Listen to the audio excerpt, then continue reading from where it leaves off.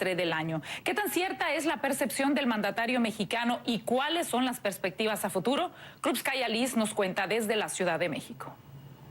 A unos meses de distancia, el presidente de México dijo que el desempeño de la economía en los últimos meses ha sido mejor de lo que se esperaba a inicios de año, cuando el escenario que se enfrentaba, afirmó, era incierto, derivado del cambio de gobierno en Estados Unidos y el incremento en los precios internacionales de las gasolinas.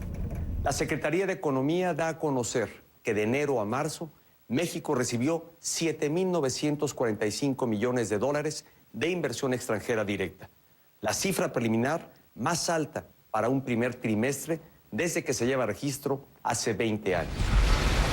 Un mensaje de optimismo que tiene lugar cuando México está a las puertas de una elección intermedia importante, donde entre otras se elegirán 2 gobernadores, uno en Coahuila y otro en el Estado de México, considerado por los partidos políticos como la joya de la corona, al tener el mayor número de electores del país, lo que es visto como un termómetro de cara a las elecciones presidenciales en el 2018. Para el primer trimestre del año, el PIB, como se le conoce a esta cifra, creció 2.8% comparado con el año anterior.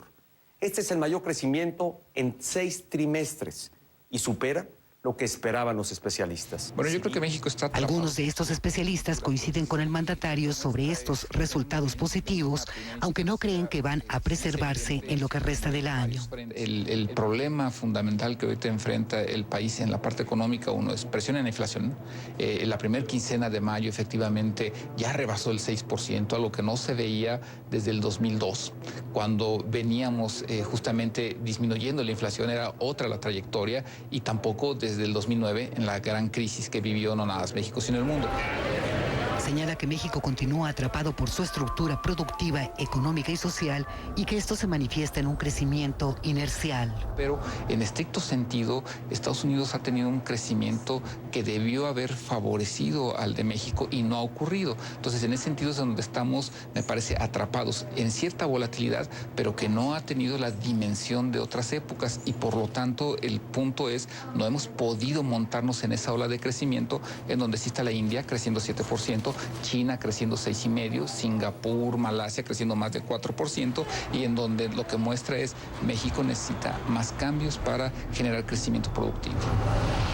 Cambios que dicen no son factibles, al menos a corto plazo. Y esto porque el actual gobierno ha entrado en la recta final de su mandato. Krupskaya Liz, CNN, Ciudad de México.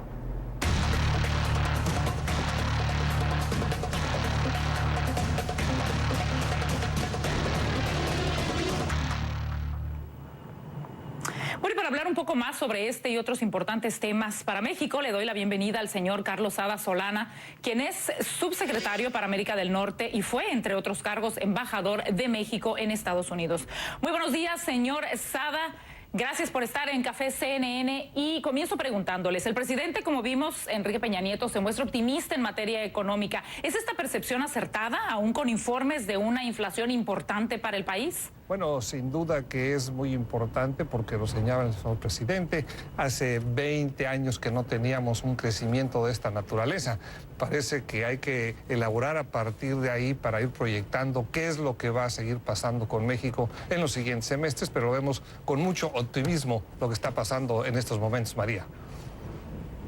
Señor Sada, comienza usted una gira de trabajo por diversas ciudades en Estados Unidos. De hecho, bueno, está en Atlanta en estos momentos. Háblenos de lo que se espera lograr con estas reuniones con líderes y representantes tanto de Estados Unidos como de Canadá. Sin duda hemos estado ya visitando varias ciudades, estados de la Unión Americana. Lo vamos a seguir haciendo, pero estamos ahora en una ciudad crucial que es precisamente Atlanta.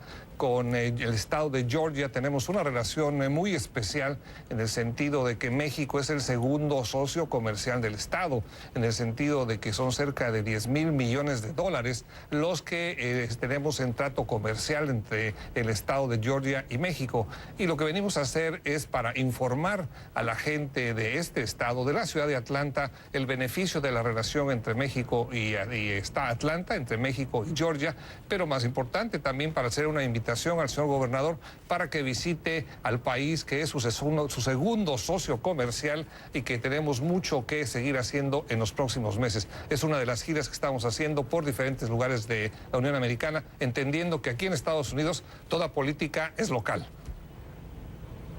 Definitivamente, y hablando sobre este tema muy puntual que usted me dice, en el caso de que no se llegue a un acuerdo en el Tratado de Libre Comercio, ¿qué país saldría más perjudicado? Porque hay que recordar que, como usted bien dice, hay muchos estados en Estados Unidos que dependen en gran medida de sus exportaciones a México. No queremos pensar en ese escenario, estamos en un escenario positivo. ¿Por qué? Porque ya tenemos señales muy claras, muy precisas. Empezaron ya las deliberaciones en el seno de las cámaras de los Estados Unidos, Cámara de Representantes y el Senado. México está esperando con cierta ansiedad ya para que a partir del 15 de agosto aproximadamente se tenga el resultado de estas deliberaciones y sepamos qué es lo que vamos a negociar. Estamos hablando no solo de México, sino también de Canadá, con los que hemos estado platicando para saber qué es lo que ellos también pondrían en la mesa y cuáles serían los resultados. Estamos con optimismo enfrentando esta situación porque pensamos que debe ser una situación en donde los tres países, Estados Unidos, México y Canadá, los tres países, insisto, debemos de tener algo favorable, debe ser una situación en donde los tres ganemos. Esa es la posición de México y sobre ese tema vamos a elaborar.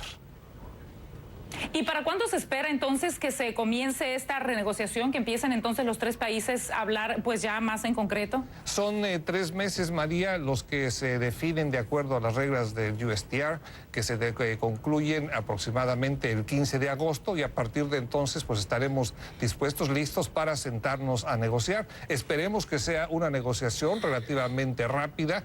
Ya sabemos en principio lo que se puede estar moviendo en esta negociación. Sabemos lo que México quiere. México quiere una modernización del Tratado de Libre Comercio. México quiere mirar de frente hacia lo que viene en los siguientes años, teniendo como competencias otros bloques comerciales. Nosotros vemos América del Norte, María, la vemos como una región que tiene que ser competitiva en sí, y ese es a lo que estamos apostando.